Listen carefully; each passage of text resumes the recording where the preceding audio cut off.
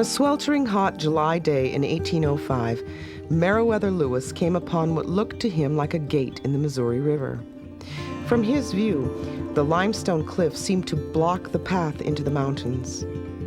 As the party slowly approached it, it struck him that they were entering what he described in his journal as the gates to the Rocky Mountains. The name stuck and the view hasn't changed. The Gates of the Mountains are one of the special places along the Lewis and Clark Trail located on public land. This segment is managed by the Helena National Forest. It is open to everyone and is a place where people can still travel the route of Lewis and Clark. Here, you can experience a landscape that looks much the same as it did 200 years ago. When Lewis arrived here on July 19th, he was behind schedule and frantically searching for the Shoshone Indians, which he and Clark referred to as the Snake Indians.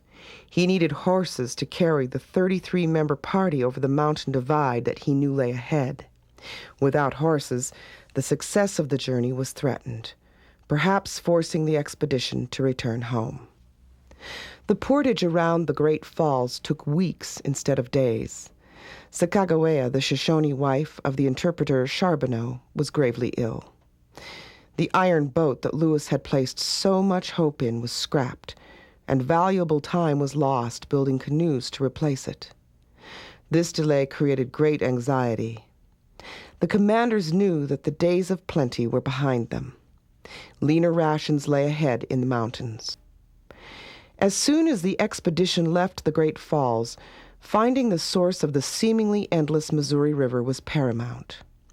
Using setting poles and tow lines, the men strained against the constant current.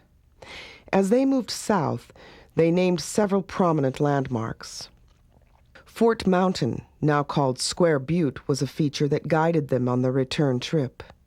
They passed the confluences of the Smith River, which they named for Robert Smith, Secretary of the Navy, and the Dearborn River, named for Henry Dearborn, Secretary of War. Near present-day Holter Dam, William Clark and 3 men ventured overland following a well-worn trail.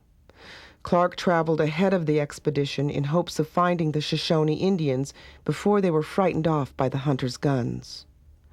The trail he followed was likely a route used by American Indians for thousands of years between Canada and Mexico. Clark found abandoned lodges, but no Shoshone. He also found peeled ponderosa pine trees, now referred to as scarred trees. Sacagawea told him that her people did this to obtain the soft part of the wood and bark for food. Along the banks of the Missouri, currants grew in abundance, and Lewis declared them as good as could be found in the East. Passing through the gates, the heat was suffocating, the cliffs ominous. Lewis wrote, "This evening we entered much the most remarkable cliff that we have yet seen. The towering and projecting rocks in many places seem ready to tumble upon us." Today, tour boats and private crafts cruise by a shoreline graced with ancient pictographs. The painted images tell tales of people who lived here long before Meriwether Lewis visited this spectacular canyon. Ancient people painted their visions and dreams on the rock walls that tower above this rugged stretch of the Missouri River. These sites are sacred to Indians today. Help preserve these pictographs by viewing from afar. 100 years after Lewis and Clark passed through here, the Helena National Forest was established. The Helena Forest provides access to those who want to experience history and enjoy recreation. These public lands offer a legacy to all those who want to follow the Lewis and Clark adventure. The picnic area is named after Captain Meriwether Lewis, and the campground is named after John Colter, a member of the expedition who later became a legendary mountain man. Plants and animals that flourish here are protected within the Gates of the Mountains wilderness. An extensive network of trails provide opportunity to travel through lands as wild today as when Lewis and Clark passed by. Sacagawea was the crucial link between the expedition and her native people.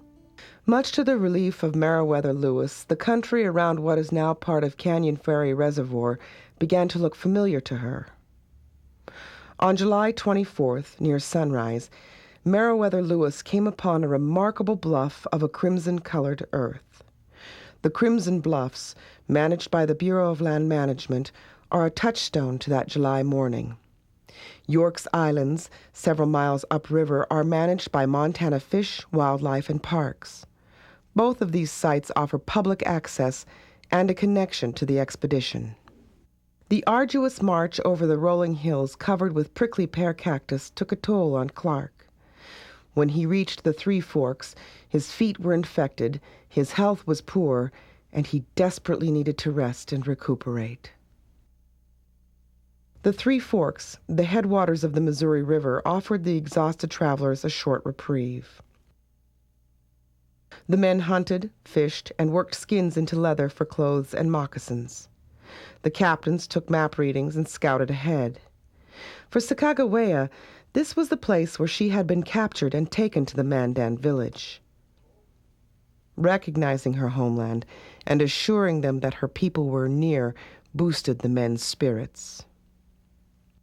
The expedition did eventually find the Shoshone and obtained horses, thanks in large part to Sacagawea. After several more months of strenuous travel through the mountains and down the Columbia River, in November 1805, they finally reached the Pacific Ocean. Our story picks up again when Lewis and Clark arrived at Travelers Rest on June 30th, 1806. Travelers Rest, near present-day Lolo, Montana, is now a state park. Here, the expedition split forces to further explore the Yellowstone and Marias. Clark and a portion of the men, including York, Sacagawea, and Charbonneau, returned to where the canoes had been cached. A portion of Clark's party was sent in canoes to the Great Falls. The remaining members set out with Clark to explore the Yellowstone River. They planned to meet up with Lewis where the Yellowstone River flows into the Missouri River. Lewis led his group back across the mountains on a shorter route to the Great Falls. The route taken the previous year from the Great Falls to Travelers Rest was over 700 miles. This shortcut, recommended by the Nez Perce, was only 187 miles. Lewis planned to explore the Marias River to see how far north it drained, hoping to extend the boundaries of the Louisiana Purchase. Lewis followed the Blackfoot River on a well-worn Indian trail known as the River of the Road to the Buffalo. Wary of the Blackfeet Indians, they traveled fast. On July 6, 1806, the expedition camped near the confluence of Beaver Creek and the Blackfoot River, 2 miles west of present-day Lincoln. They saw 32 abandoned Indian lodges. In their trek up the Blackfoot River, Lewis and his men observed many beaver dams. Today, moose, elk, and deer can still be seen near Aspen Grove, a Forest Service campground on U.S. Highway 200, located near the Lewis and Clark Trail and on the Blackfoot River. On July 7th, Lewis and his men crossed over the pass that led them back to the buffalo country of the plains. Although no grizzly bears were spotted as they crossed what is now called Lewis and Clark Pass, this is the only segment of the trail where you can still see grizzlies today. In the distance, Square Butte stands as a beacon, just as it did for Meriwether Lewis. When he saw it, he knew exactly where he was and where he was headed. Located along the Continental Divide National Scenic Trail, Lewis and Clark Pass lies within the Helena National Forest and offers another place where people can walk in the path of history. On July 13, 1806, Lewis and his party reached the Portage Camp above the Great Falls. Lewis and 3 men went to explore the Marias River. Nothing about this part of the trip turned out well. After a fatal encounter with a party of Blackfeet Indians, the men made a frantic retreat back to the Missouri River. The moment they arrived at the river, they had a lucky rendezvous with the men who had portaged the canoes around the Great Falls. They headed for the anticipated meeting with Captain Clark at the confluence of the Yellowstone and Missouri rivers. Today, on the Helena National Forest, travelers can encounter some of the same wildlife and still follow the ancient Indian route used by the famous explorers. Much of the landscape looks similar to how it looked 200 years ago when Lewis and Clark saw it. Taking care of the natural and cultural resources on public land will ensure that generations of future visitors can conjure up the excitement of one of our nation's greatest adventures.